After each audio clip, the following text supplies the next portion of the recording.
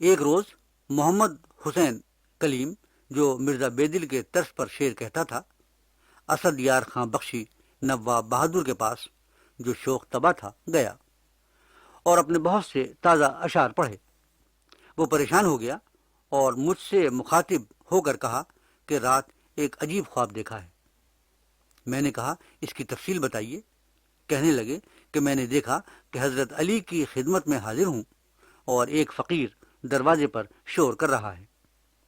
میری طرف اشارہ کیا یعنی دونوں بیٹھ جائیں، لیکن فقیر لنگوٹا بند بھاری ڈنڈا کندھے پر رکھے کھڑا رہتا ہے۔ میں نے کہا کہ اے بہادر، اس تن و توش کے ساتھ تجھے کس نے مارا ہے کہ برابر روئے جا رہا ہے؟ اس نے جواب دیا کہ میں بے دل ہوں۔ کلیم نام کا ایک ریختہ گو ہر روز میرے دیوان سے 200 مضامین پوچھ عبارت میں اپنے نام سے پڑھتا ہے۔ یہ بات میرے لیے سہانے روح ہے۔ خدا کے واسطے اس بے درد سے کہیے کہ میرے دیوان سے دستبردار ہو جائے۔ میں نے جواب دیا کہ جا، میں اس کو سمجھا دوں گا۔ کلیم بیچارہ شرمندہ ہوا اور چلا گیا۔ ملا فرج اللہ خوشتر دہلی آیا۔ یہاں میاں ناصر علی کے اشعار کا غلغلہ سن کر ملاقات کا مشتاق ہوا۔ ایک دن اس کی ملاقات کے لیے گیا۔ ناصر علی نے پوچھا کہ آپ کا نام کیا ہے؟ کہا فرج اللہ۔ ناصر علی مسکرائے اور کچھ سوچنے لگے۔ جب ملا نے دیکھا کہ وہ بالکل خاموش ہیں تو دانستہ طور پر کہا کہ اگر آپ اپنا اسم شریف بھی مجھے بتا دیں تو بڑی مہربانی ہوگی۔ انہوں نے سر جھکایا اور کہا ذکر اللہ۔ ملا بہت بے مزہ ہوا اور کہا لعنت اللہ۔ ایک روز ناصر علی کی مرزا بیدل کے ایک شاگرد سے ملاقات ہوئی۔ پوچھا کہ آج کل مرزا کیا کر رہے ہیں؟ اس نے جواب دیا کہ ان دنوں 4 عنصر لکھ رہے ہیں۔ یہ سن کر ناصر علی نے کہا کہ میرا یہ پیام پہنچانا کہ اپنا قیمتی وقت کیوں ضائع کر رہے ہو؟ کل یہ 4 عنصر ختم ہو جائیں گے، اپنی 5 روزہ عمر کو ضائع نہ کریں۔ یہ لطیفے میر نے برائے خاطر دوستاں لکھے ہیں۔ ان سے میر کی شخصیت کا وہ پہلو بھی سامنے آتا ہے جو اب تک چھپا ہوا تھا۔ ذکر میر کی زندگی، سیرت اور مزاج سے روشناس ہونے کے لیے ایک اہم ماخذ کا درجہ رکھتا ہے۔ میر کا دیوان فارسی اب تک شائع نہیں ہوا۔ اس کے کئی مخطوطے اب تک دریافت ہو چکے ہیں۔ ایک قلمی نسخہ مسعود حسین رضوی ادیب کے کتب خانے میں ہے۔ ایک مخطوطہ کلیات میر کے ساتھ رضا لائبریری رامپور میں ہے۔ ایک بیاض مسلم یونیورسٹی علی گڑھ کے ذخیرہ سبحان اللہ میں محفوظ ہے۔ ایک نسخہ شاہ غمگین کے کتب خانے میں گوالیار میں مخزون ہے۔ میر کی شاعری کا آغاز ریختہ گوئی سے ہوا اور فارسی میں شعر کہنے کا خیال انہیں بہت بعد میں آیا۔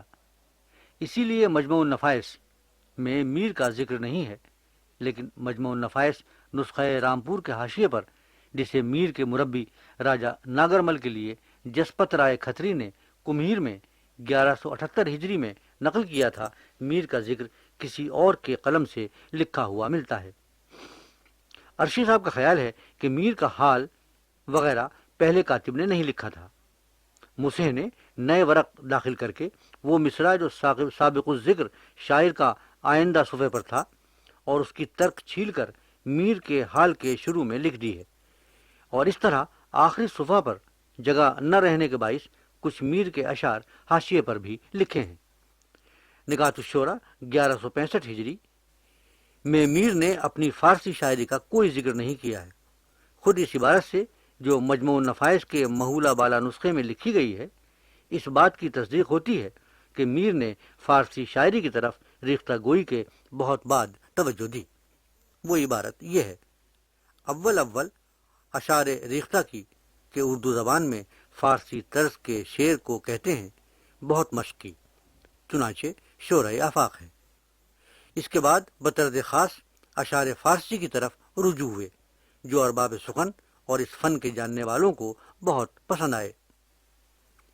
فارسی انشا کا یہ انداز میر کے انداز انشا سے ملتا ہے۔ اس عبارت میں اشعار ریختہ کہ بزبان اردو شعر است بطرز فارسی کا ٹکڑا کم و بیش وہی ہے جو نکات الشورى میں میر نے لکھا ہے۔ ممکن ہے مجموع نفائس میں یہ عبارت خود میر کے ایما سے بڑھائی گئی ہو، لیکن یقین کے ساتھ کچھ نہیں کہا جا سکتا۔ البتہ یہ بات وثوق کے ساتھ کہی جا سکتی ہے کہ میر نے فارسی گوئی ریختہ گوئی کے بعد شروع کی، جس کی تصدیق مصحفی کے تذکرے سے بھی ہوتی ہے۔ مصحفی کے الفاظ یہ ہیں، اور چونکہ ابتدائے شاعری میں ریختہ گوئی کی بنا پر شہرت حاصل کر لی تھی، لیکن فارسی گوئی کے دعوے دار نہ تھے، حالانکہ فارسی ریختہ سے کم نہیں کہتے۔ بیان کرتے تھے کہ میں نے 2 سال ریختہ گوئی موقوف کر دی تھی۔ اس مدت میں تقریباً 2000 اشعار کا فارسی دیوان تیار ہو گیا۔ مصحفی کا تذکرہ عقد ثریہ 1199 ہجری میں مکمل ہوا۔ اس وقت میر کو لکھنؤ آئے ہوئے تقریباً 3 سال کا عرصہ ہو چکا تھا۔ میر گفت کے الفاظ یہ بتا رہے ہیں کہ یہ بات میر نے مصحفی سے کہی تھی۔ مصحفی اس وقت لکھنؤ میں تھے اور میر سے ان کے مراسم بھی تھے۔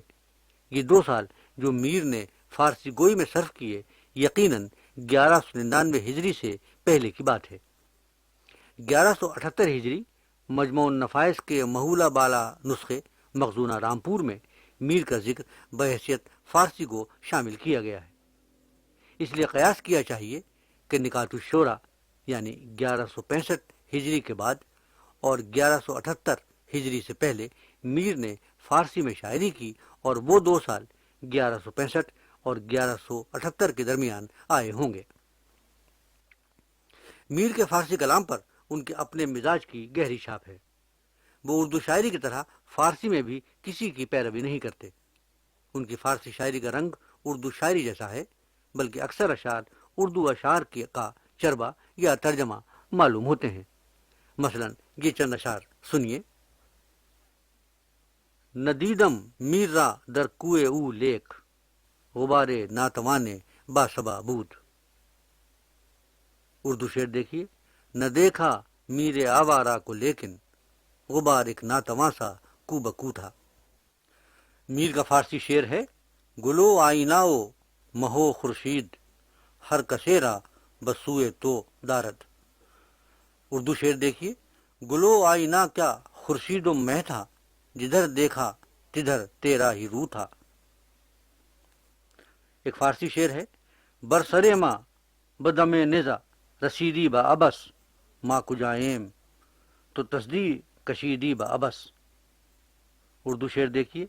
آیا تو صحیح وہ کوئی دم کے لیے، لیکن ہونٹوں پہ میرے جب نفس سے باز پسی تھا۔ میر کا ایک فارسی شعر ہے، دل می کشد بصحرا ہنگام کار آمد، شوریس در سریمن شاید بہار آمد۔ اردو شعر دیکھیے۔ ایک موج ہوا پیچاں اے میر نظر آئی، شاید کہ بہار آئی زنجیر نظر آئی۔ میر کا ایک اور فارسی شعر سنیے۔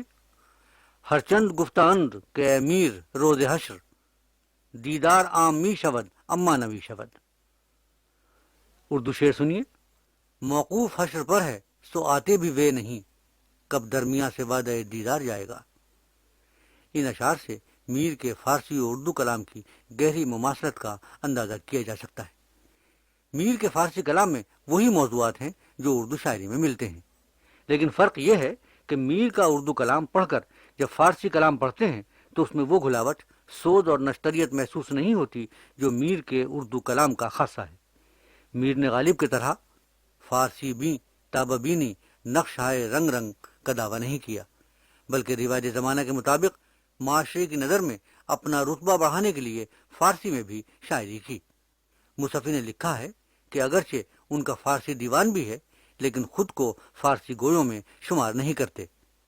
آسی نے لکھا ہے کہ میر صاحب نے یہ دیوان خانہ پوری کے لیے کہا تھا، لیکن ہمارا خیال ہے کہ میر نے یہ ایک تجربہ کیا تھا کہ اگر اپنے اردو اشعار اور اپنے مخصوص شعری مزاج کو فارسی میں ڈھالا جائے تو شاید اس کا اثر بھی اردو شاعری جیسا ہو، لیکن یہ تجربہ کامیاب نہیں رہا اور انہوں نے 2 سال بعد فارسی گوئی ترک کر دی۔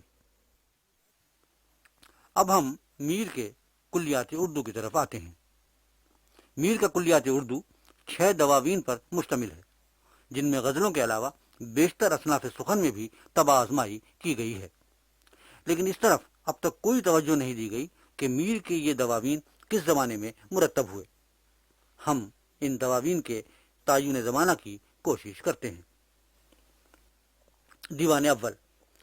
میر کا دیوان اول اپنی ابتدائی صورت میں 1165 ہجری تک مرتب ہو چکا تھا، اور اس کا ثبوت یہ ہے کہ نکات الشورى میں میر نے اپنے 284 اشعار کا جو انتخاب دیا ہے اس میں ترتیب کے ساتھ ردیف الف تا یہ کے اشعار شامل ہیں۔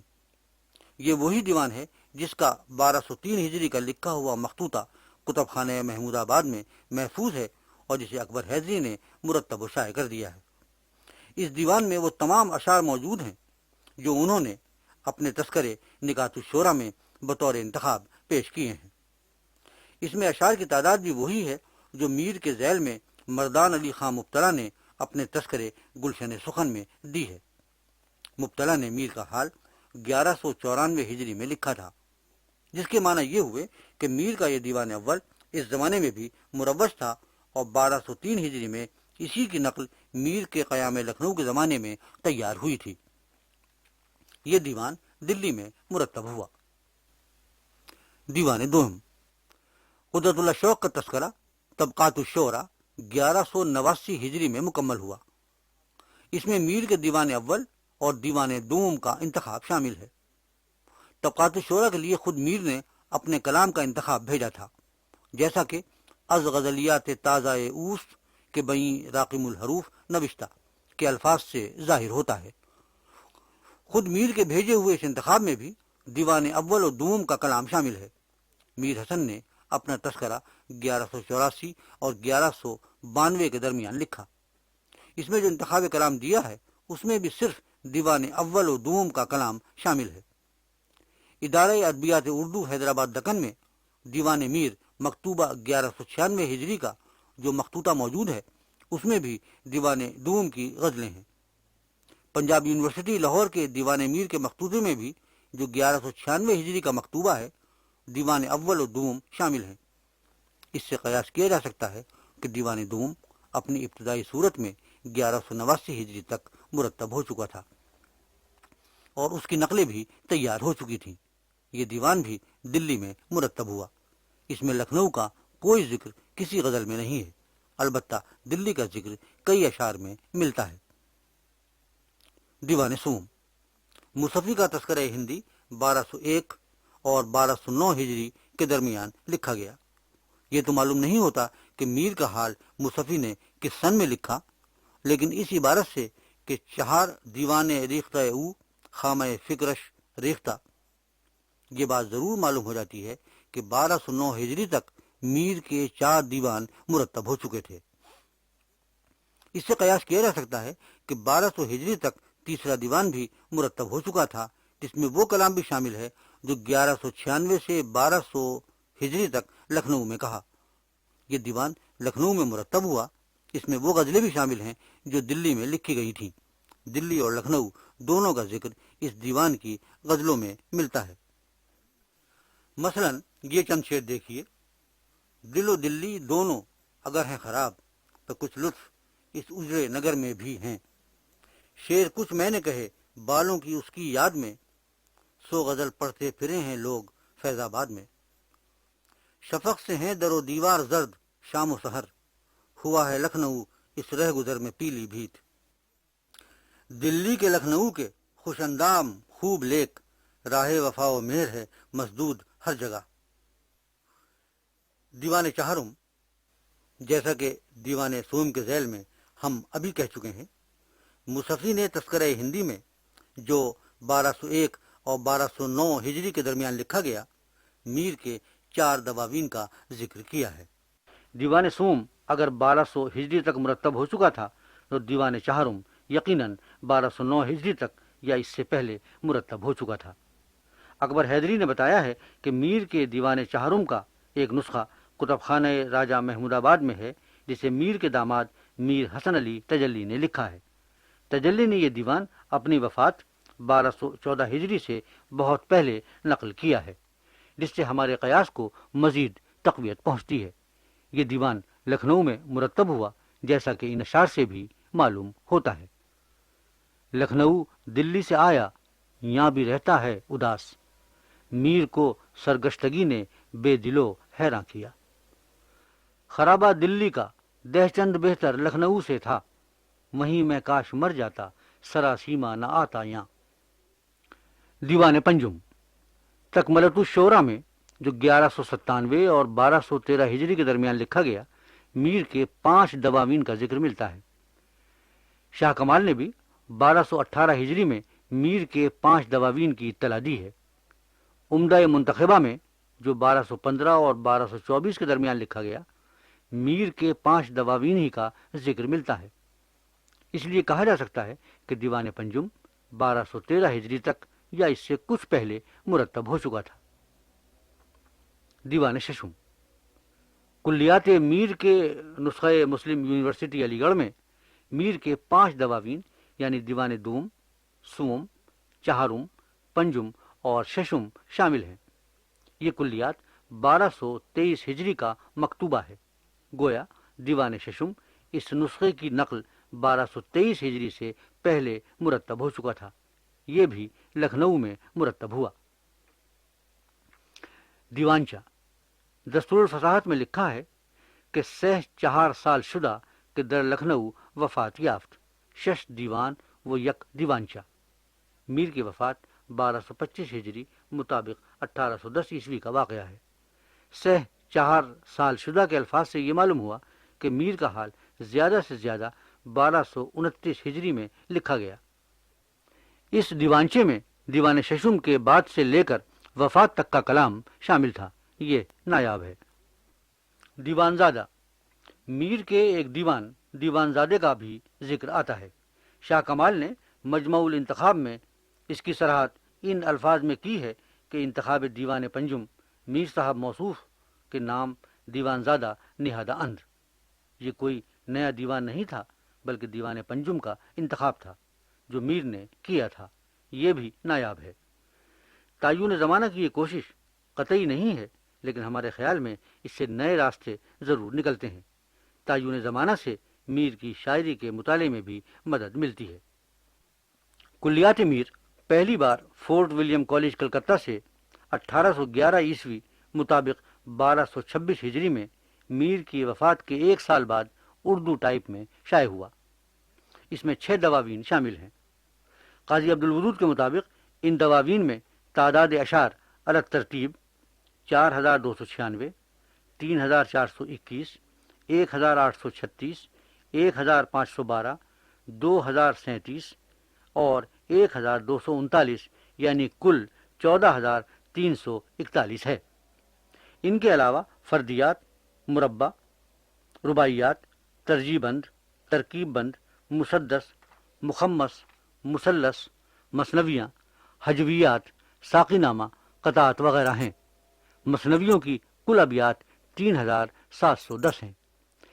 اس کلیات میر میں کل 40,287 مصرے ہیں۔ اس میں 133 اشعار مکرر آئے ہیں اور دوسروں کے 51 اشعار فارسی اور 2 اردو شامل ہیں۔ یہ کلیات میر کے کل اردو اشعار پر حاوی نہیں ہے، لیکن اس میں کوئی شعر ایسا نہیں ہے جو میر کا نہیں ہے۔ آج تک یہی نسخہ کسی نہ کسی صورت میں سارے مطبوعہ کلیات میر کی بنیاد ہے۔ حالات، سیرت و شخصیت اور تصانیف میر کے مطالعے کے بعد اب اگلے لیکچر میں ہم میر کی شاعری کا مطالعہ کریں گے۔ میر کا اصل میدان غزل ہے۔ یہی وہ صنف سخن ہے جہاں ان کے جوہر کھلتے ہیں۔ خود میر نے اس بات کا اظہار بار بار کیا ہے۔ کٹی عمر در بندے فکر غزل، سو اس فن کو اتنا بڑا کر چلے۔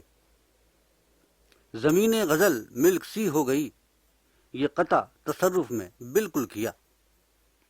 غزل داخلی اور غنائی صنف ہے اور عشق اس کا خاص موضوع ہے۔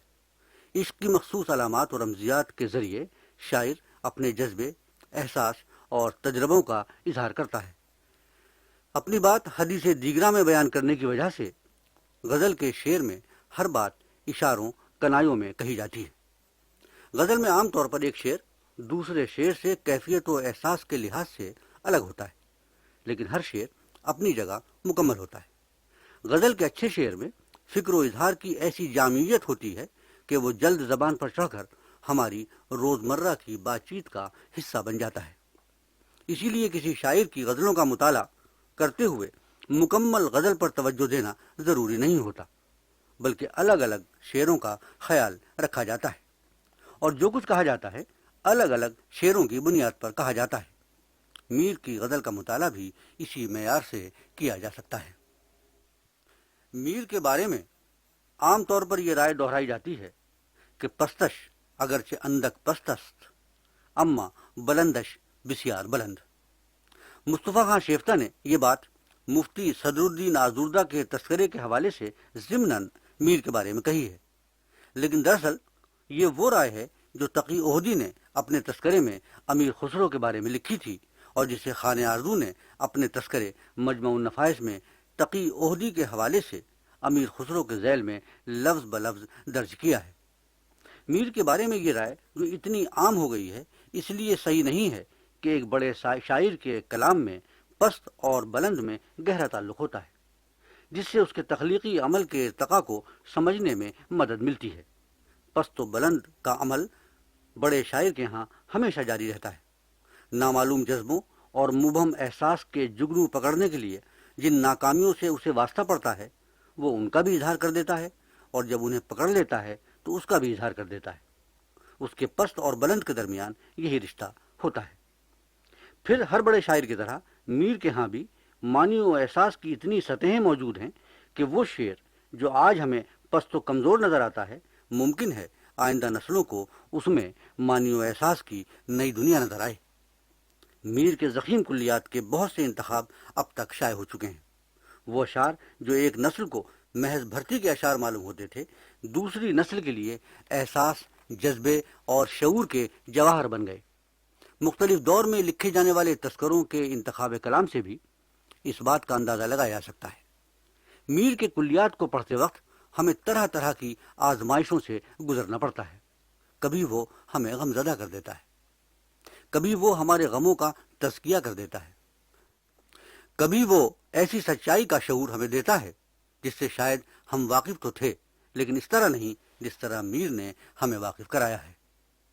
کبھی ہم اس سے اکتا جاتے ہیں، کبھی ان سب کیفیات کے ساتھ میر کے شعر ہمارے ذہن کو اپنی گرفت میں لے کر ہمیں بدلتے رہتے ہیں، اور جب کلیات ختم ہوتا ہے تو ہم سینکڑوں اشعار نہ صرف منتخب کر چکتے ہیں، بلکہ احساس و جذبے کی دنیا میں ہلچل مچا کر وہ ہمارے گونگے جذبوں کو زبان بھی دے دیتے ہیں، اور ہم خود کو پہلے سے زیادہ باشعور اور زندہ انسان محسوس کرنے لگتے ہیں۔ محمد حسن عسکری مرحوم نے لکھا ہے کہ زندگی کے متعلق جس قسم اور جس کیفیت کا شعور مجھے میر کے ہاں ملا ہے، ویسا شعور میں نے انگریزی شاعری کے اپنے مطالعے میں کہیں اور نہیں پایا۔ سوال یہ ہے کہ میر کے تخلیقی عمل کی نوعیت کیا ہے، اور وہ کون سی خصوصیات ہیں جو میر کی شاعری میں ایسی دل آویزی اور انفرادیت پیدا کر دیتی ہیں جو انہیں سب سے الگ بھی کر دیتی ہیں اور سب کا شاعر بھی بنا دیتی ہیں۔ وہ ایک طرف عوام و خواص دونوں کے شاعر ہیں، اور دوسری طرف سب شاعروں کے شاعر بھی۔ پھر وہ ایسی کیا خصوصی انفرادیت ہے جس کی پیروی کوئی شاعر آج تک نہ کر سکا، اور نہ میر کے اس مخصوص رنگ سخن کو میر سے آگے بڑھا سکا۔ شاعرانہ انفرادیت کی ایک قسم تو وہ ہے جہاں شاعر محض اپنی انفرادیت قائم کرنے کے لیے خود کو روایت سے کاٹ لیتا ہے۔ یہ محض انفرادیت ہوتی ہے جسے ہم سنک کا نام دے سکتے ہیں۔ انفرادیت کی دوسری قسم وہ ہے جہاں شاعری زندگی کا حصہ بن کر عام انسانی احساسات و جذبات کو ایک ایسی ترتیب کے ساتھ پیش کرتی ہے کہ پڑھنے والے کو روایت کا احساس بھی رہتا ہے اور ایک نئی وحدت کا بھی، ایسی وحدت جو اس کی زندگی، اس کی شخصیت اور اس زبان کی شاعری کی روایت سے پوری طرح وابستہ بھی ہو اور اس سے الگ بھی۔ میر کا تخلیقی عمل اسی سطح پر ہوتا ہے۔ ایسی شاعری ایک طرف ہمارے مبہم احساس اور غیر واضح جذبے کو صورت عطا کرتی ہے، اور دوسری طرف نامعلوم جذبوں سے بھی روشناس کرا دیتی ہے۔ میر کا تخلیقی عمل ہماری زندگی میں یہی شعور اور معنویت پیدا کر کے ہمارا اپنا تخلیقی عمل بن جاتا ہے۔ یہ نیا جذبہ ان معنی میں نیا نہیں ہے کہ یہ اس سے پہلے موجود نہیں تھا، بلکہ یہ تو دراصل چند موجود جذبوں کا ایک نیا اتحاد ہے، اور اس اتحاد کے ذریعے ہمارے شعور میں ایک نئے جذبے کا اضافہ کرتا ہے۔ یہ جذبہ معلوم جذبوں سے مماثل بھی ہے اور ان سے مختلف بھی۔ میر کا یہ مشہور شعر سنیے: ہم فقیروں سے بے ادائی کیا، آن بیٹھے جو تم نے پیار کیا۔ اس شعر میں جس احساس کو میر نے بیان کیا ہے وہ عام ہوتے ہوئے بھی عام نہیں ہے، اور جب اس شعر کے ذریعے ہم اس سے واقف ہوتے ہیں تو ایک نشاط انگیز کیفیت ہمارے وجود پر چھا جاتی ہے۔ میر اپنے ذاتی احساس کو معلوم احساس کے ذریعے بیان کر کے اسے ایک نئی صورت دے دیتا ہے۔ اسی لیے میر کے تجربے میں میر کی ذات چھپ جاتی ہے۔ وہ شاعر جو صرف اپنے ذاتی جذبات کا اظہار کرتے اور انہیں غیر معمولی بنا کر پیش کرتے ہیں، ہمارے لیے بہت عرصہ دلچسپ نہیں رہتے۔ ایلیٹ نے لکھا ہے کہ ممکن ہے وہ ذاتی احساس اور تجربہ جو خود آدمی کے لیے اہم ہو، وہ شاعری کے لیے کوئی اہمیت نہ رکھتا ہو، اور تجربہ و احساس جو شاعری کے لیے اہم ہو، بذات خود آدمی کے لیے کوئی اہمیت نہ رکھتا ہو۔ یہی وہ سطح ہے جہاں شاعر کی قوت امتیاز شاعری اور آدمی کے نقطۂ نظر سے ضروری اور غیر ضروری میں امتیاز پیدا کرتی ہے۔ بڑی شاعری میں کوئی جذبہ یا احساس ذاتی نوعیت کا حامل نہیں ہوتا، بلکہ وہ دوسرے جذبوں کا حصہ بن کر آتا ہے اور انہی سے مل کر اپنا الگ وجود بناتا ہے۔ شاعر کا کام نئے جذبات کی تلاش کرنا نہیں ہے، بلکہ معمولی جذبات کا استعمال کرنا ہے، اور شاعری میں انہیں برتتے وقت ایسے احساسات کا اظہار کرنا ہے جو متداول جذبات میں بالکل نہیں پائے جاتے۔ میر نے اس شعر میں یہی کام کیا ہے، اور یہی اس کے تخلیقی عمل کی عام نوعیت ہے۔ میر کا یہی کمال ہے کہ وہ بڑی سے بڑی بات کو بھی زندگی کی عام سطح پر عام جذبوں سے ملا کر دیکھتے ہیں۔ میر کے لیے اپنی ذات بہت اہمیت رکھتی ہے، لیکن جب وہ اپنی تنہائی کو بیان کرتے ہیں تو اسے ذاتی سطح کے بجائے زندگی سے ملا کر اس طور پر بیان کرتے ہیں کہ میر کی تنہائی ہم سب کی تنہائی بن جاتی ہے، ان کے درد و غم سب کے درد و غم بن جاتے ہیں، ان کے تجربے ہمارے تجربے بن جاتے ہیں، اور ہمارے اندر بھی وہی تخلیقی عمل ہونے لگتا ہے جس کا میر نے تجربہ کیا تھا۔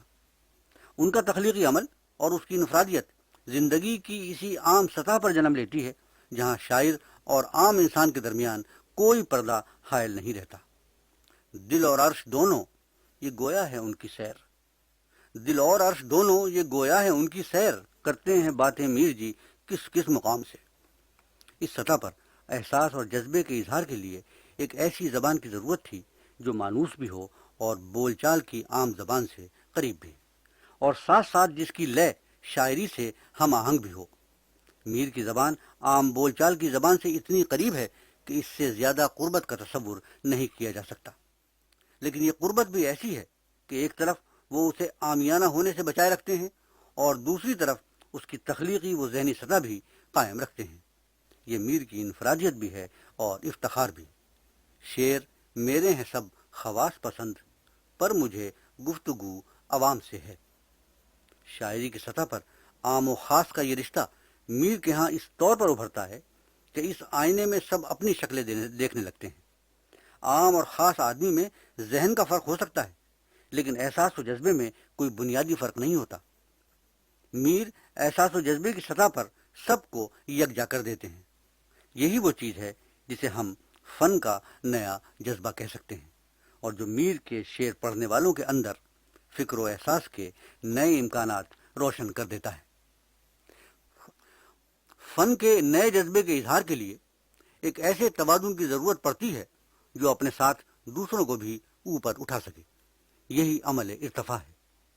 اگر میر کی شاعری یہ عمل نہ کرتی تو ان کے نالے، ان کی شدت غم، ان کا جلانے والا سوز و گداز، ان کی خستگی اور قنوطیت ایک مریضانہ ذہنیت اختیار کر لیتی جس میں مثبت کے بجائے منفی طرز فکر کا اظہار ہوتا۔ میر اپنی قوت امتیاز، تنقیدی شعور اور تخلیقی قوت سے اپنی شاعری میں ایک ایسا توازن پیدا کر دیتے ہیں کہ ان کے شعر ہمیں جلاتے نہیں ہیں بلکہ پیار کرتے ہیں۔ میر کی شاعری کا یہ توازن یولیسس کی کمان کی طرح ہے، اگر جھک گئی تو پیام فتح اور نہ جھکی تو پیغام موت۔ جذبے، لہجے اور اظہار کے اس توازن کا وہی احساس کر سکتے ہیں جنہوں نے کبھی میر کے انداز میں ایک شعر کہنے کی کوشش کی ہے۔ اکثر دوستوں نے اس کی زبان کے تتبع کی کوشش کی لیکن اس تک نہیں پہنچے۔ اسی توازن میں میر کی عظمت و انفرادیت کا راز پوشیدہ ہے، اور اسی لیے میر آج بھی اتنا ہی بڑا شاعر ہے جتنا خود اپنے دور میں تھا۔ میر کے اس مخصوص تخلیقی عمل کا ایک پہلو یہ نکلتا ہے کہ ہم میر کے اشعار کے معنی سمجھے بغیر اس کا اثر قبول کر لیتے ہیں۔ یہاں قاری تک اثر پہلے پہنچتا ہے اور معنی بعد میں۔ پھر میر کی شاعری معنی کے علاوہ کچھ اور بھی بہم پہنچاتی ہے، وہ جذبوں کو نئے سرے سے مرتب کرتی ہے، اور اس طور پر کہ شاعر کا تجربہ قاری تک ایک دم اور براہ راست پہنچ جاتا ہے۔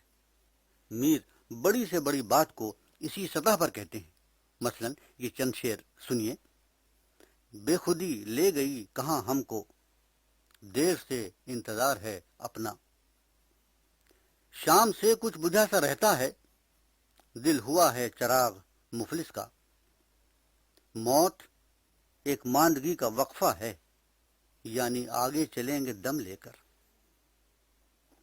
آگے کسی کے کیا کریں دستے تما دراز، وہ ہاتھ سو گیا ہے سرہانے دھرے دھرے، ہم ہوئے تم ہوئے کہ میر ہوئے، اس کی زلفوں کے سب اسیر ہوئے۔ ان اشعار میں معنی کی کئی تہیں چھپی ہوئی ہیں جن کی مختلف انداز سے تشریح کی جا سکتی ہے، لیکن یہاں بھی شعر کا اثر معنی سے پہلے پہنچتا ہے۔ میر اپنے اسی تخلیقی عمل سے فکر و خیال کو بھی احساس و جذبے میں تبدیل کر دیتے ہیں اور اسے ایسی عام زبان میں بیان کرتے ہیں کہ اثر انگیزی ان کی شاعری کی بنیادی صفت بن جاتی ہے، اور یہی وہ جادو ہے جسے شیفتہ نے اگر سحر است سحر حلال است کہا ہے۔ اسی مخصوص تخلیقی عمل کی وجہ سے میر کی شاعری ہمارے احساس و جذبے کی لطیف ترین آواز ہے۔ جیسا کہ ہم پہلے کہہ آئے ہیں، عشق غزل کا بنیادی موضوع ہے۔ غزل کا شاعر عشق کے رموز و کنایات کے ذریعے زندگی، انسان اور کائنات کے رشتوں کا سراغ لگاتا ہے۔ میر کی شاعری کا محور بھی عشق ہے۔ خالی نہیں بغل کوئی دیوان سے میرے، افسانہ عشق کا ہے یہ مشہور کیوں نہ ہو۔ میر کے ہاں عشق کے دو دائرے ہیں، ایک بڑا دائرہ اور دوسرا اس دائرے کے اندر ایک چھوٹا دائرہ۔ بڑا دائرہ وہ ہے جو کل کو محیط ہے، یہاں عشق ساری کائنات پر حاوی ہے، عشق ہی روح کائنات ہے، ایک عشق بھر رہا ہے تمام آسمان میں، یہی خدا ہے۔ لوگ بہت پوچھا کرتے ہیں کیا کہیے میاں کیا ہے عشق، کچھ کہتے ہیں سر الہی، کچھ کہتے ہیں خدا ہے عشق۔ اسی لیے سارے عالم میں خدا کی طرح میر کو عشق ہی عشق نظر آتا ہے۔ عشق ہی عشق ہے جہاں دیکھو، سارے عالم میں بھر رہا ہے عشق۔ عشق معشوق، عشق عاشق ہے، یعنی اپنا ہی مبتلا ہے عشق۔ عشق جو زندگی اور کائنات پر چھایا ہوا ہے، ظاہر ہے ساکت و جامد نہیں ہو سکتا، اسی لیے یہ ہر عمل کا محرک اول ہے۔ فریاد کی کوہکنی اس کی ایک مثال ہے۔ کوہکن کیا پہاڑ کاٹے گا، پردے میں زور آزما ہے عشق، کون مقصد کو عشق بن پہنچا، آرزو عشق مدعا ہے عشق۔ اس دائرے میں عشق زندگی کا آہنگ اور نظام عالم کا ناظم ہے۔ عشق سے نظم کل ہے، یعنی عشق کوئی ناظم ہے خوب، ہر شے جو یہاں پیدا ہوئی ہے موزوں کر لایا ہے عشق۔ میر کے نزدیک عشق ہی خالق، عشق ہی خلق اور عشق ہی باعث ایجاد خلق ہے۔ اسی تصور عشق پر اپنی مثنوی شعلہ شوق، دریائے شوق اور معاملات عشق کے آغاز میں وضاحت سے روشنی ڈالی ہے۔ زندگی تلاش عشق ہے اور دل عشق کا مقام خاص ہے۔ خود آگاہی یہیں سے حاصل ہوتی ہے۔ اس خود آگاہی سے بندہ خود معبود ہو کر اپنی الوہیت کا اظہار کرتا ہے، اس کی خودی گم ہو جاتی ہے اور فرد و کائنات ایک وحدت بن جاتے ہیں۔ انسان کی تخلیق کا باعث یہ ہے کہ وہ زندگی کے اس بھید سے واقف ہو۔ اپنی ہی سیر کرنے ہم جلوہ گر ہوئے تھے، اس رمز کو وہ لیکن محدود جانتے ہیں۔ اس آگاہی کے بعد دو راستے نظر آتے ہیں، ایک اختیاریوں کا راستہ جس پر مولانا روم گامزن ہیں، اور دوسرا جبریوں کا راستہ جس پر میر چلتے ہیں۔ جبریوں کا راستہ میر کے دماغ کی مخصوص ساخت سے، جو قتل ہونے کے لیے آمادہ دماغ کی ساخت ہے، زیادہ مناسبت رکھتا ہے، اسی لیے ان کے ہاں یہی انداز نظر طرح طرح سے ابھرتا ہے۔ ناحق ہم مجبوروں پر یہ تہمت ہے مختاری کی، چاہے ہیں سو آپ کریں ہیں، ہم کو ابس بدنام کیا۔ بہت صحیح کریے تو مر رہی ہے میر، بس اپنا تو اتنا ہی مقدور ہے۔ مگر یہ جبر کوئی مجبوری نہیں ہے، کیونکہ فنا کوئی چیز نہیں ہے، وہ تو وصل محبوب اور نئی زندگی کا نقطۂ آغاز ہے۔ میر کے تصور عشق کے اس بڑے دائرے میں عشق بتا بھی بتدریج عشق حقیقی کے دائرے سے آ ملتا ہے۔ اس سے انکشاف ذات کا دروازہ کھل جاتا ہے اور انسان میں وہ صفات خداوندی پیدا ہو جاتی ہیں جن سے اعلیٰ اخلاقی اقدار پیدا ہوتی ہیں، اور انسان قناعت، بے نیازی، انکسار، ایثار اور فقیری جیسی صفات سے ہمکنار ہو جاتا ہے۔ سراپا آرزو ہونے نے بندہ کر دیا ہم کو، وگرنہ ہم خدا تھے گر دل بے مدعا ہوتے۔ سراپا آرزو ہونے سے انسان اعلیٰ مقصد سے ہٹ جاتا ہے۔ دل بے مدعا کے معنی یہ ہیں کہ ایثار کے ذریعے ساری توجہ اعلیٰ مقصد کے حصول پر مرکوز کر دی جائے۔ دولت بٹورنا یا اپنی ذات کے لیے دنیا بھر کی آسائشیں حاصل کرنا، یا ظلم و جبر اور ناانصافی سے دوسروں کے حقوق سلب کرنا، جو آج کے انسان کی طرح 18ویں صدی کے انسان کا عام انداز نظر تھا، اس تصور عشق کے دائرے سے خارج ہے۔ یہ ایک بہت انقلابی تصور ہے جس کے ذریعے زندگی، ماحول، معاشرہ و فرد کو بدل کر ایک مثبت انسانی معاشرہ قائم کیا جا سکتا ہے۔ اس تصور عشق کا تعلق اس مابعد طبیعیات سے ہے جس نے خدا، کائنات اور انسان کے رشتوں کو واضح دائروں میں تقسیم کر رکھا ہے۔ اس سے وہ الوہیت پیدا ہوتی ہے جو معراج انسانیت ہے، اور جس کی 18ویں صدی کی طرح ہمارے پرفساد دور کو بھی ضرورت ہے۔ میر کے نزدیک عشق کا یہی وہ تصور ہے جو کسی پرخلل معاشرے میں زندگی کا سور پھونک سکتا ہے۔ میر کے دور میں ایک بڑی تہذیب کی بلند و بالا عمارت تیزی سے گر رہی تھی۔ لوگوں کے اخلاق بگڑ چکے تھے۔ طمع و نفسا نفسی، خود غرضی و بے عملی، غرور و بزدلی، زر پرستی اور ظلم و جبر، استحصال و ناانصافی، تنگ نظری و فرقہ پرستی زندگی کا عام چلن بن گئے تھے۔ شاہ ولی اللہ کی اصلاحی تحریک اسی صورتحال کا نتیجہ تھی۔ میر کے دور میں کسی مقصد کے لیے جان دینا ایک عجوبہ بات تھی۔ میر نے موت کے روایتی تصور کو، جو مجاہدانہ تصور ہے، اپنے تصور عشق میں دوبارہ شامل کر کے اسے نمایاں کیا اور موت کو زندگی سے ملا کر اسے ایک نیا تسلسل دیا۔ میر کی غزلوں کا عاشق اور میر کی مثنویوں کے کردار اپنے اعلیٰ مقصد کی خاطر ایسے مشتاقانہ جان دے دیتے ہیں گویا یہ بھی زندگی کا ایک تسلسل ہے، اور وصل محبوب کے لیے اس منزل کو سر کرنا بھی ضروری ہے۔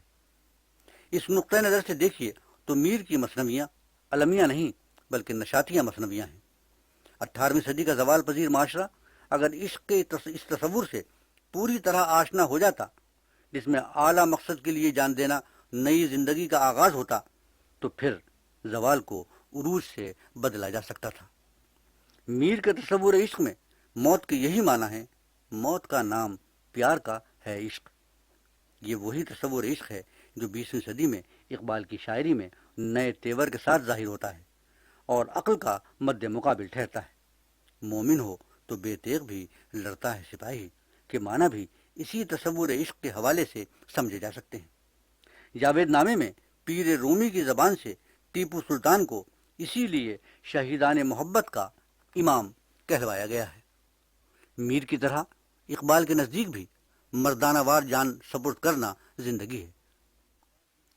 در جہاں نہ تواں اگر مردانہ زیست، ہمچو مرداں جہاں سپردن زندگیست۔ یہ وہی مابعد طبیعیات ہے جو ہمیں صوفیہ کے تصورات میں ملتی ہے، اور یہ وہی تعلیم عشق ہے جو میر کے والد نے انہیں دی تھی۔ اے بیٹے، عشق اختیار کر، دنیا کے اس کارخانے میں اسی کا تصرف ہے۔ اگر عشق نہ ہو تو نظم کل کی صورت پیدا نہیں ہو سکتی۔ عشق کے بغیر زندگی وبال ہے۔ دل باختہ عشق ہونا کمال کی علامت ہے۔ عشق ہی سوز و ساز ہے۔ دنیا میں جو کچھ ہے وہ عشق ہی کا ظہور ہے۔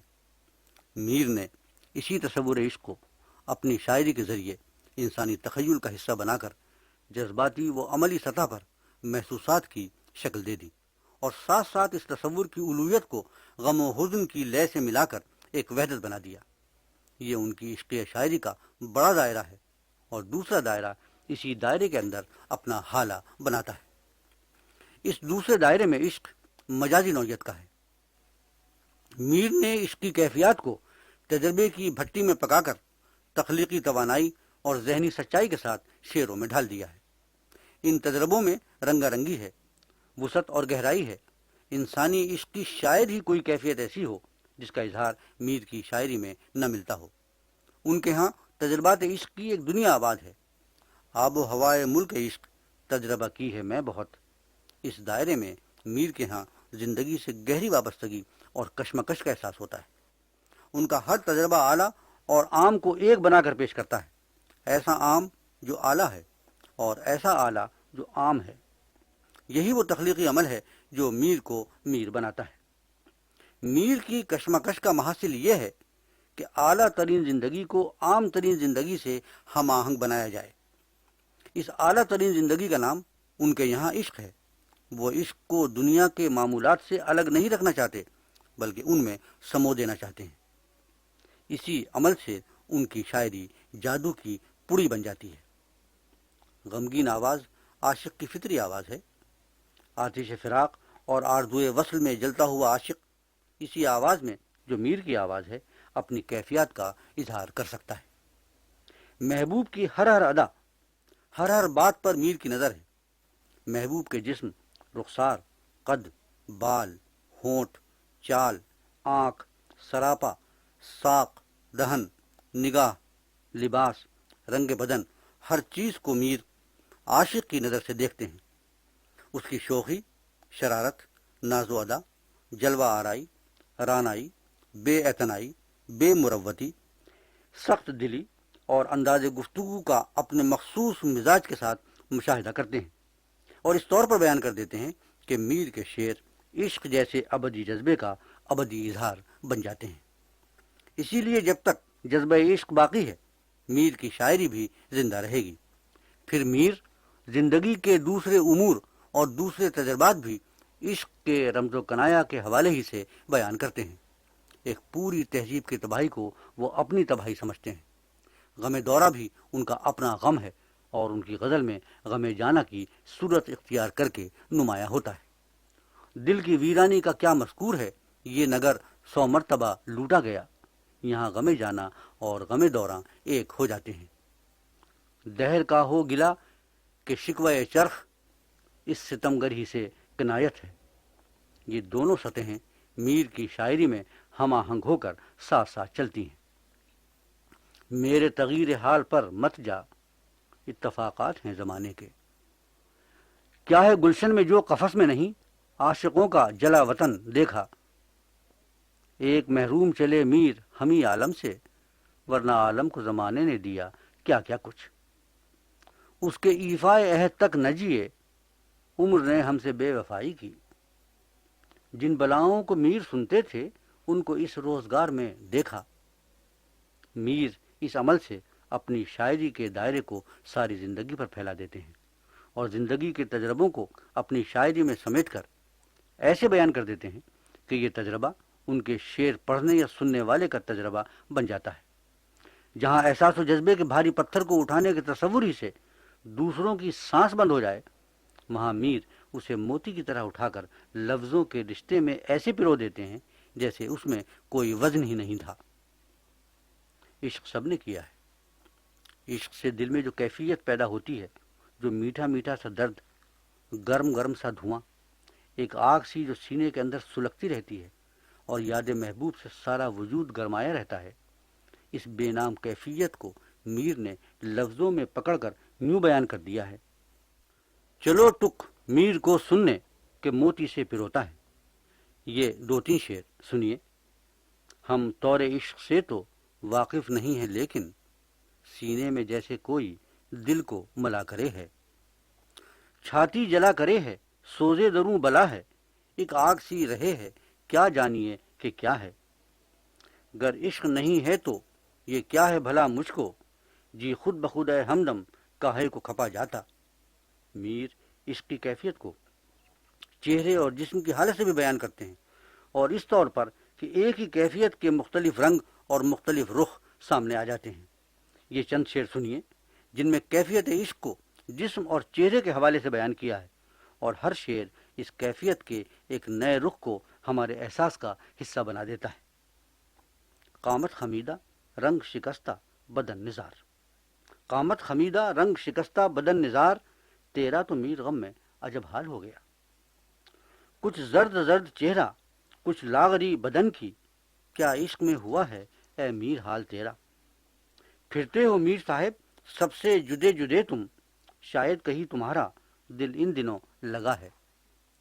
کس سے جدا ہوئے ہیں کہ ایسے ہیں درد مند، منہ میر جی کا آج نہایت ہی زرد ہے۔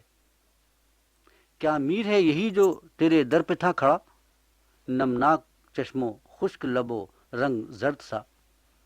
اس کیفیت عشق کا ایک اور رخ دیکھیے، عشق اور جنون ساتھ ساتھ چلتے ہیں۔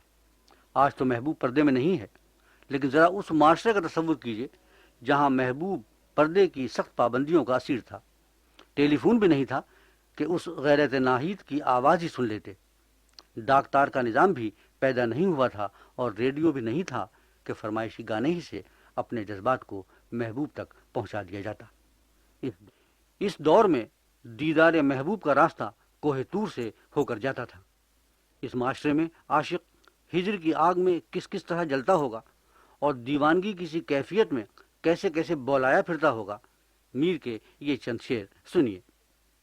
کہتا تھا کسو سے کچھ، تکتا تھا کسو کا منہ، کل میر کھڑا تھا یہاں، سچ ہے کہ دیوانہ تھا۔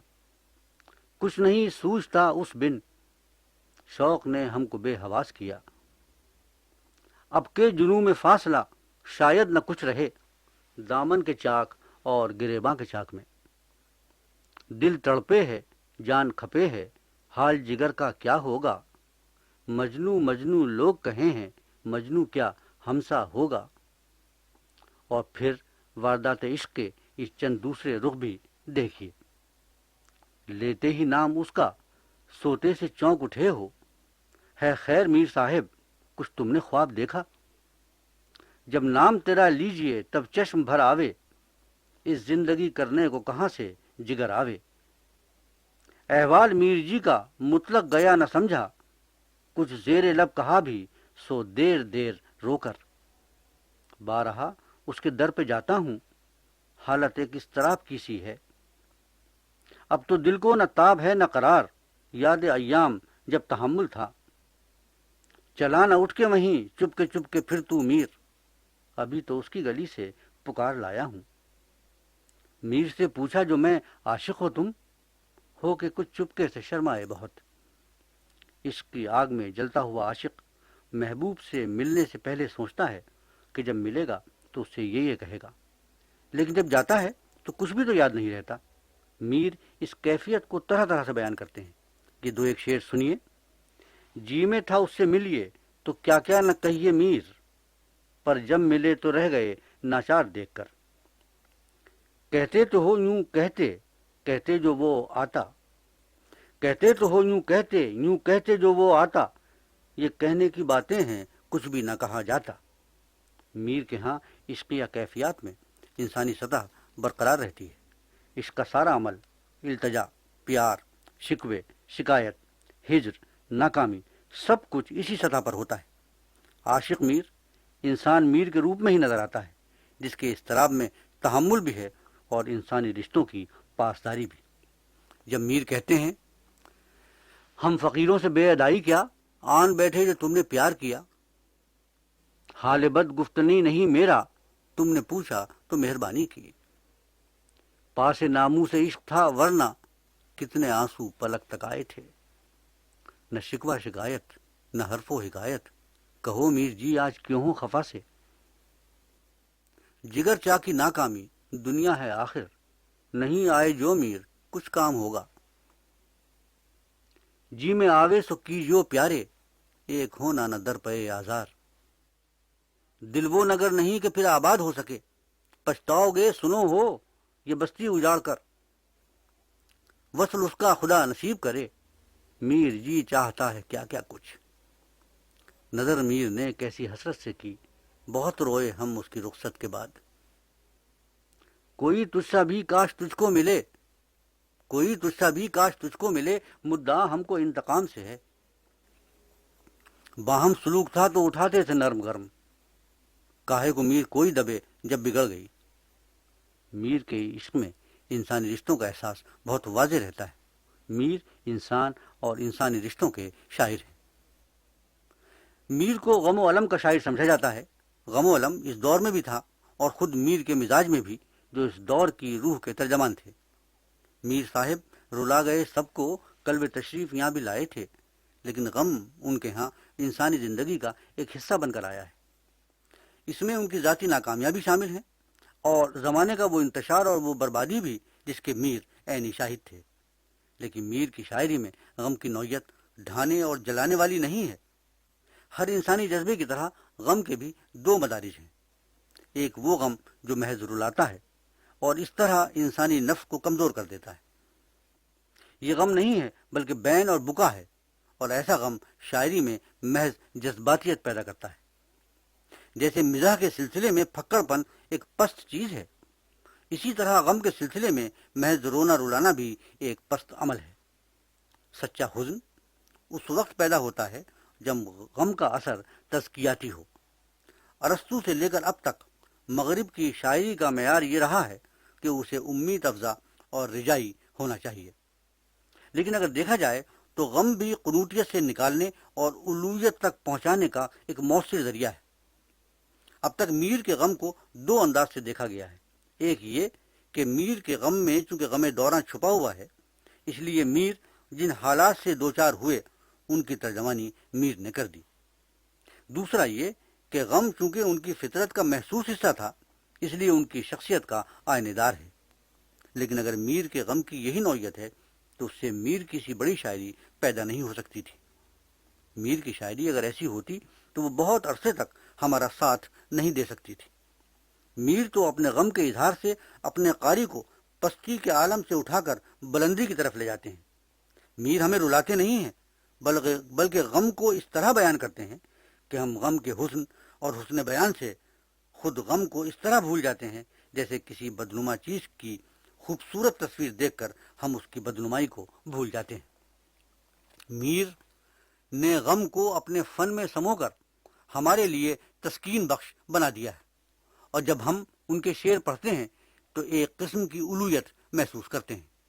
میر کے غم کا اثر ایک کامیاب ٹریجڈی کا سا ہوتا ہے، جیسے ٹریجڈی میں ہم زندگی کے المیے کو پہلے تو شدت سے محسوس کرتے ہیں، لیکن جب ہم رونے کے قریب پہنچتے ہیں تو فن کا توازن، طرز کا حسن اور اس کا راگ و آہنگ ہمیں اس غم انگیز المناک کیفیت سے بچا لیتا ہے۔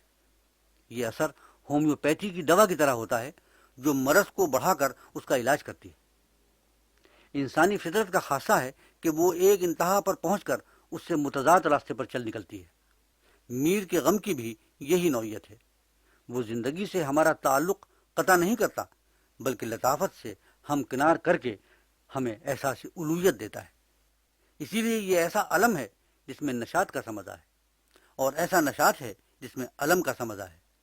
میر اپنے لہجے سے غم و علم کو غم و علم نہیں رہنے دیتے بلکہ کچھ اور بنا دیتے ہیں، جس کا اثر شکستگی اور پسپائیت کا نہیں بلکہ مثبت ہوتا ہے۔ میر کا غم انسانی آرزوؤں کی شکست، تنہائی کے احساس اور زندگی کے سمندر میں فرد کی بے چارگی اور موت کے سامنے اس کی بے مائگی کے شعور سے پیدا ہوا ہے۔ زیر فلک بھلا تو رووے ہے آپ کو میر، کس کس طرح کا عالم یہاں خاک ہو گیا ہے، ناکام رہنے ہی کا تمہیں غم ہے آج میر، بہتوں کے کام ہو گئے ہیں کل تمام یہاں۔ غم کا یہ انداز غم کو زندگی کا ایک اٹوٹ حصہ سمجھنے سے پیدا ہوا ہے۔ کہا میں نے کتنا ہے گل کا ثبات، کلی نے یہ سن کر تبسم کیا۔ اسی لیے میر کے غم میں تلخی، بیزاری، زہر بھری یاسیت کے بجائے صبر، تسلیم و رضا اور جہاں بینی کا احساس ہوتا ہے۔ اتنے پہاڑ جیسے غموں کے باوجود میر کی بڑی عمر کا راز یہ بھی ہے کہ انہوں نے اپنی شاعری سے خود اپنے غموں کا تزکیہ کیتھارسس کیا ہے، اور یہی تزکیاتی اثر میر کی شاعری پڑھنے والے پر ہوتا ہے۔ بڑی شاعری میں غم کی نوعیت ہمیشہ مثبت ہوتی ہے۔ کیٹس اپنی نظم اوڈ ٹو میلنکلی میں یہ بتاتا ہے کہ غم حسن کے ساتھ ہے اور حسن فانی ہے، لیکن حسن کو فانی کہہ کر وہ اسے دوام بخشتا ہے۔ گوئٹے کے فاؤسٹ کی انتصابیہ نظم رفتگاں کی یاد میں بڑی غم انگیز نظم ہے۔ شیلی کی شاعری میں غم و الم کی بڑی گہری تصویریں ملتی ہیں۔ پرومیتھیس کی تقریر غم و الم کے اظہار کا شاہکار ہے۔ بویدلیئر کی زیادہ نظمیں دردناک مناظر پیش کرتی ہیں۔ ہولڈرین اور ہائنے بھی شاعری میں غم انگیز نغمے چھیڑتے ہیں۔ غم کی یہ سب تصویریں ہمیں غم زدہ ضرور کرتی ہیں، لیکن ہمارے غم کا علاج بھی کرتی ہیں۔ میر کا غم بھی مثبت اور حیات افروز ہے۔ وہ یاسیت کے شاعر نہیں ہیں، بلکہ ان کی شاعری زندگی کے غموں میں ایسا ساتھی ہے جو ہم میں نیا اعتماد بحال کر کے ایک ایسا حوصلہ دیتا ہے کہ ہم زندگی سے پیار کرنے لگتے ہیں۔ شیلی بھی یہی کہتا ہے، Our sweetest songs are those that tell of saddest thought۔ غم اور غنائی شاعری کا چولی دامن کا ساتھ ہے۔ ہم میر کو بھی دنیا کے بڑے غنائی شاعروں کے ساتھ رکھ سکتے ہیں۔ دنیا کی دوسری قوموں نے رزمیہ اور ڈرامائی شاعری میں کمال حاصل کیا، لیکن وہ قوم جو عربی، فارسی اور اردو کی روایت سے تعلق رکھتی ہے، اس کا رجحان غنائی ہے۔ حافظ کے بعد میر اس غنائی رنگ کے سب سے بڑے شاعر ہیں۔ میر کے مزاج میں غنائی شاعری کی مخصوص فطرت موجود تھی۔ وہ ایک ایسا حساس دل لے کر پیدا ہوئے تھے جیسا ایک غنائی شاعر کا ہونا چاہیے۔ انسانی زندگی کے 3 پہلو ہوتے ہیں: ایک علم رکھنے والا رجحان جو علم کی طرف مائل کرتا ہے، دوسرا عمل کرنے والا رجحان جو انسان کو عمل کی طرف لے جاتا ہے، اور تیسرا جذباتی رجحان جو انسان کو جذبات و احساسات کی دنیا میں لے جاتا ہے۔ ایک نارمل انسان میں یہ تینوں پہلو ایک ساتھ موجود ہوتے ہیں۔ میر کے لیے دوسرے غنائی شاعروں کی طرح علم و عمل کے بجائے تیسرا پہلو زیادہ اہم تھا۔ ان کی زندگی کے حالات نے، ان کی ناکامیوں اور پرآشوب زمانے نے ان کی حسیات میں درد و غم بھر دیے تھے۔ مزاجن بھی میر شروع ہی سے جذباتی تھے، اور یہ چیز غنائی شاعر کے لیے موزوں ہے۔ حافظ بھی غنائی شاعر ہیں، لیکن وہ نا امید نہیں ہوتے، بلکہ پر امید جذبات کے زیر اثر عالم وجد میں آ جاتے ہیں۔ اپنے بیٹے کی موت پر جو غزل حافظ شیرازی نے کہی، اس میں بھی امید کی لے موجود ہے۔ گوئٹے بھی غم کا اظہار کرتا ہے، لیکن اس کی تان بھی نشاط پر ٹوٹتی ہے۔ میر ہولڈرین اور شیلی کی طرح غم سے واسطہ رکھتے ہیں۔ یہی ان کی زندگی کا بنیادی راگ اور جذبہ ہے، لیکن ان کے ہاں جذباتی و فنی سطح ویسی ہی ہے جیسی حافظ کے ہاں نظر آتی ہے۔ اس سطح پر میر نے وہ اعجاز دکھایا جو کم شاعروں کو میسر آیا۔ غنائی شاعری ایک مخصوص قسم کے فنی سلیقے کا مطالبہ کرتی ہے، جس کی نمایاں خصوصیت آمد و بے ساختگی ہے۔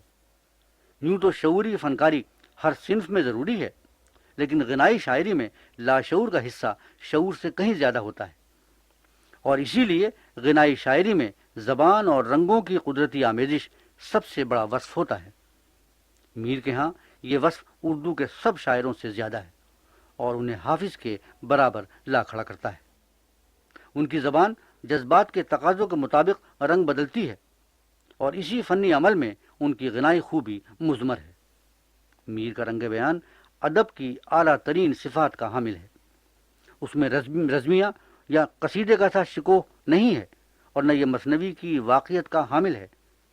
یہ ایک گیت گانے والے کا رنگ ہے جو اپنے جذبات کی رو میں ایک فطری زبان میں گا رہا ہے، اور اپنے سننے والوں کو وہی محسوس کرا رہا ہے جو وہ خود محسوس کر رہا ہے۔ اس میں جو بھی رنگ آتا ہے وہ درد و غم کا حصہ بن کر بے ساختگی لیے ہوئے ہوتا ہے۔ شعر میں استعمال ہونے والے الفاظ اپنی آواز سے اس تاثر کی ترجمانی کرتے ہیں۔ اس کی یہ معنی نہیں کہ میر کے فن میں شعور کا حصہ نہیں ہے۔ میر کا فن محض آرٹ نہیں ہے، بلکہ فائن آرٹ ہے، جس میں قدرتی بہاؤ کے ساتھ قدرتی ٹھہراؤ بھی ہے۔ میر ایک ایسے گیت گانے والے شاعر ہیں جو گیت کی صفات کو قدرتی صلاحیت اور فنی شعور کے ساتھ ملا کر پیش کرتے ہیں۔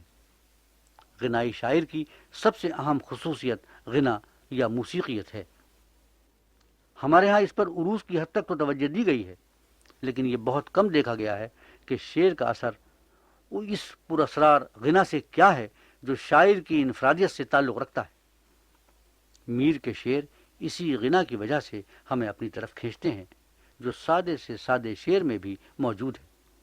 شاعری میں جذبہ، لے اور آہنگ سے ادا ہوتا ہے، اور جس شاعر کے مزاج کی بنیاد کسی مخصوص جذبے پر ہوتی ہے اس کی شاعری کی لے اور اس کا آہنگ بھی مخصوص ہوتا ہے۔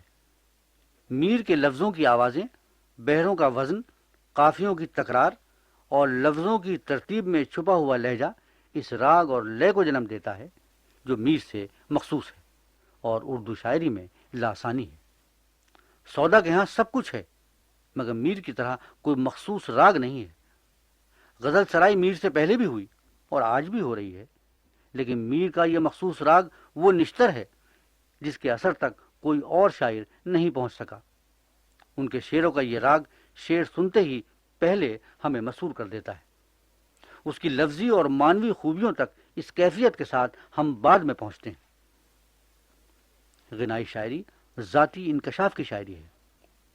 وہ درد جو اسے بےتاب کر رہا ہے اور وہ مختلف قسم کے جذبے جو اس کیفیت درد سے پیدا ہو رہے ہیں اس پر ایک ایسا عالم طاری کر دیتے ہیں جہاں الفاظ اپنے معانی اور غنا کے ساتھ اس کی خدمت کو پہنچ جاتے ہیں اور جذبوں کو ایک فنی صورت دے دیتے ہیں۔ میر عاشق ہیں، عشق کے کرب سے بےتاب ہیں، لیکن ان کا فنی ضبط اس میں توازن پیدا کر دیتا ہے۔ میر کے ہاں فنی سطح پر رومانیت کی انتہا پسندی اور کلاسیکیت کی پابندیوں کا ایک خوبصورت امتزاج ملتا ہے، اور یہی توازن اور امتزاج میر کی شاعری کا کمال ہے۔ غنائی شاعری کسی بھی جذبے کا اظہار کر سکتی ہے، لیکن زیادہ تر اس کا موضوع عشق ہوتا ہے۔ پیٹرارک، جسے قرون وسطیٰ کے بعد نشاط الثانیہ میں غنائی شاعری کا موجد کہا جاتا ہے، عشق ہی کے گیت گاتا ہے۔ حافظ اور سعدی بھی عشق ہی کے واردات بیان کرتے ہیں۔ شیلی بھی انقلابی شاعر ہونے کے باوجود عشق ہی کا شاعر ہے۔ میر کی شاعری بھی عشقیہ شاعری ہے، لیکن عشق ان کا ایک ایسا انفرادی تجربہ ہے جس سے ایسے ایسے پہلو سامنے آتے ہیں جو عام مشاہدے سے الگ ہیں۔ میر ان سب مشاہدوں کو اپنی غنائیت اور گہرے خلوص کے ساتھ ہمارا مشاہدہ بنا دیتے ہیں۔ ضبط میر کے مزاج کا حصہ ہے۔ یہ ضبط انہیں جنون میں مبتلا کر دیتا ہے، لیکن یہی ضبط ان کے فن کو سنوار دیتا ہے۔ وہ زندگی بھر عشق کا بار اٹھائے رہے اور اسی عشق کی احساسی تصویریں اتارتے رہے۔ یہ عشق درد و غم ضرور ہے، لیکن اس کا اظہار ایک مرہم ہے۔ عشق کی شدت شاعری کے ذریعے اس سے تسکین حاصل کرنے کا تخلیقی عمل، فنی ضبط اور توازن، اپنی ذات کو غیر معمولی اہمیت دینے کے باوجود اسے شاعری سے الگ رکھنے اور زندگی کے سمندر میں ڈبو کر نکالنے کی قوت، طرز فکر و ادا کی آفاقیت، مخصوص راگ کی دلگیریت، وہ خصوصیات ہیں جو میر کو دنیا کے عظیم غنائی شاعروں کی صف میں لا کھڑی کرتی ہیں۔